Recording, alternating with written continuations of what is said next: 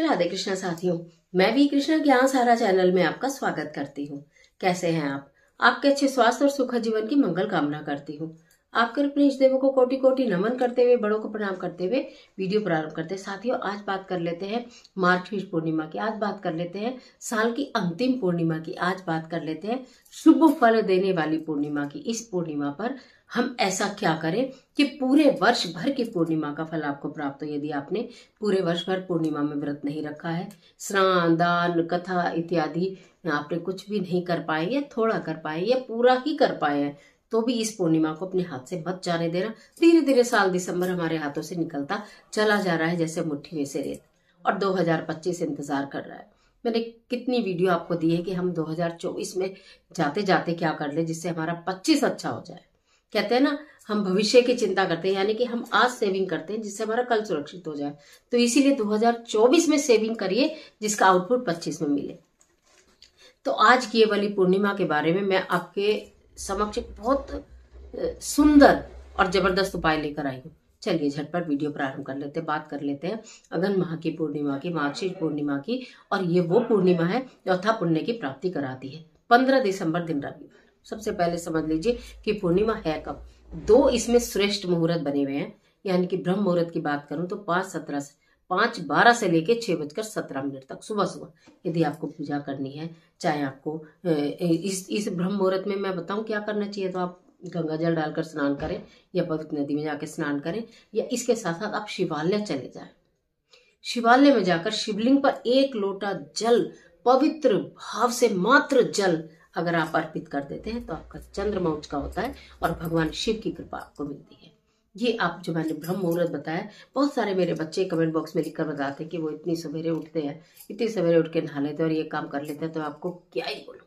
और तुलसी जी को दीपक दिखा दीजिएगा, तुलसी जी की परिक्रमा कर लीजिएगा। ये ब्रह्म मुहूर्त जो है सर्वश्रेष्ठ मुहूर्त है जो मैंने आपको बताया। इसके अलावा 11:56 से लेकर 12:27 तक भी दोपहर में मुहूर्त है पूजा करने का। लेकिन मेरा ये मानना है कि या तो ब्रह्म मुहूर्त में करिए, नहीं तो फिर प्रदोष काल में करिए पूर्णिमा की पूजा।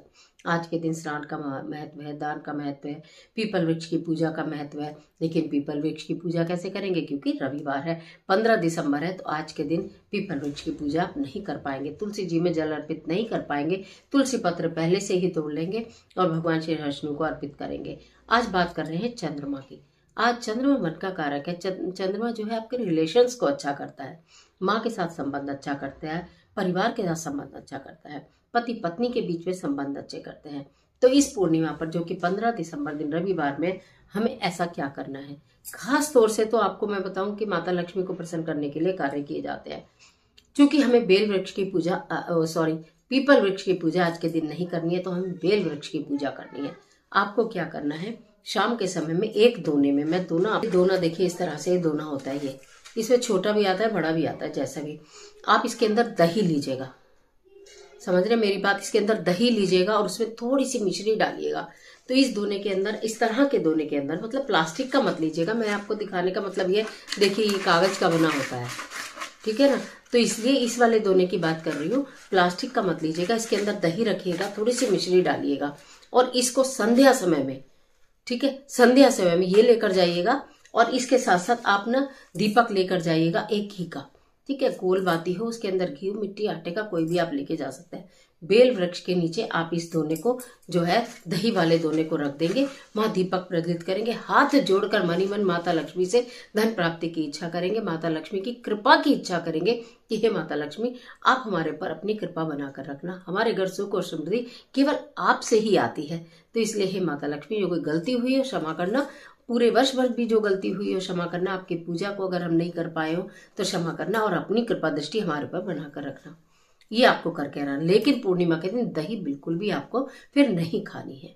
इस वाली पूर्णिमा पर दही का सेवन भूल कर भी मत करना। और दही जिस तरह से मैंने बताई है वो बेल वृक्ष के नीचे रख कर आना, एक घी का दीपक प्रज्वलित कर आना। पूर्णिमा के दिन शाम के समय जब रात होगी, तो आप व्रत नहीं भी रखें तो भी चंद्रमा को जल देना बिल्कुल मत भूलिएगा। दूध डालकर चंद्रमा को अर्घ दिया जाता है। उसके साथ साथ पति पत्नी मिलके देते हैं तो उनके रिश्ते बहुत मजबूत हो जाते हैं। नहीं दे पाते हैं तो पत्नी दे रही है तो पति का हाथ लगवा ले, पति दे रहे हैं तो पत्नी का हाथ लगवा ले, ऐसा कर सकते हैं। या अगर नहीं कोई हाथ भी लगा रहा है तो आप स्वयं जब जल दे तो मन ही मन अपने पार्टनर का नाम का स्मरण करें और उनसे आपके संबंध प्रगाढ़ हो जाए। हे चंद्रदेव, ऐसा करें। इस तरह की प्रार्थना आप उनसे करेंगे। चंद्रमा की रोशनी में बैठकर खड़े होकर कुछ मिनट ओम सोम सोमाय नमः, ओम सोम सोमाय नमः, ओम सोम सोमाय नमः मंत्र का आपको जाप करना चाहिए। अब दान की एक विशेष बात बताऊं, और मैं आपको एक खास बात ये भी बताऊं कि मैं हूं वी कृष्णा और आप देख रहे हैं मेरा अपना माता रानी का यूट्यूब चैनल ज्ञान सहारा। इसमें आपको सभी प्रकार की चीजें देखने के लिए मिलती हैं। आपके सारे कंफ्यूजन दूर होते हैं। किस फेस्टिवल पर आपको क्या करना है ये भी पता चलता है। ज्योतिषी उपाय पता चलते हैं। घर की वस्तुओं से, किचन की वस्तुओं से, मंदिर की वस्तुओं से किस प्रकार हम अपने भाग्य को बदल सकते हैं, अपने जीवन को संवार सकते हैं, अपने भविष्य को संवार सकते हैं। ऐसे सारे उपाय इस चैनल पर बताए जाते हैं। अगर ये चैनल आपको अच्छा लगता है तो चैनल को सब्सक्राइब कर लीजिएगा और बेल आइकन का बटन भी प्रेस कर लीजिएगा, जिससे आपको वीडियो का नोटिफिकेशन मिलता रहे। और वीडियो अच्छी लगे तो लाइक जरूर कीजिएगा। बात मैं कर रही थी पूर्णिमा पर दान की, कि दान आपको कब करना चाहिए। खास तौर से मैं बोलूं तो या तो ब्रह्म मुहूर्त में अगर आप शिवलिंग पर जल चढ़ाने गए हैं और आप उठ ही गए हैं तो दूध का, चावल का, चीनी का या सफेद वस्त्र का ये दान आपको करना चाहिए। जितनी भी आपकी सामर्थ्य हो, जरूरी नहीं कि अधिक क्वांटिटी में आप करें, जितनी भी आपकी सामर्थ्य है तो दूध, चावल, चीनी या सफेद कपड़ा या चारों चीज जितना भी आप कर सकते हैं। नहीं तो सफेद कपड़े में अगर आप थोड़ी सी चीनी किसी पैकेट में रख दें और किसी पैकेट में आप थोड़ा सा सफेद कपड़े में ही चावल रख दें और उसको बांध दें, दूध की एक थैली दे दें, साथ में दक्षिणा रख दें, मैं आपको क्या ही बोलूं। आपका शुक्र ग्रह मजबूत होगा, आपका चंद्रमा उच्च का होगा, भगवान शिव प्रसन्न होंगे, माता लक्ष्मी प्रसन्न होंगी। क्या चाहिए, बल्ले ही बल्ले हो जाने वाली है आपकी। इस कार्य को कर लीजिए। और अगर ब्रह्म मुहूर्त में नहीं कर पाते किसी वजह से तो फिर प्रदोष काल में करिएगा, फिर शाम को करिएगा। समय बता दूं तो 6 बजे से 9 बजे के बीच में शाम को आप किसी भी समय इस कार्य को करिएगा। किसी भी जरूरतमंद को दे दीजिएगा, ब्राह्मण को दे दीजिएगा, मंदिर में रख दीजिएगा, कुछ भी कर लीजिएगा, लेकिन इस कार्य को कर लीजिएगा। बहुत बड़ी पूर्णिमा है।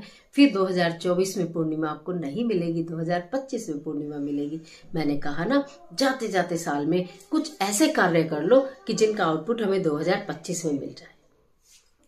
तो अगन माह की इस साल की अंतिम पूर्णिमा की बहुत सारी शुभकामनाएं। आज के लिए इतना इजाजत दीजिए, मिलते हुए एक और जबरदस्त वीडियो के साथ। तब तक हंसते रहिए, मुस्कुराते रहिए, अपना और अपने अपनों का ख्याल कीजिए। वीडियो अच्छी लगे तो लाइक कीजिए और अपने फ्रेंड्स के साथ शेयर करना बिल्कुल मत भूलिए। कमेंट बॉक्स में ओम सोम सोमाय नमः जरूर लिखिए। ईश्वर आपकी मदद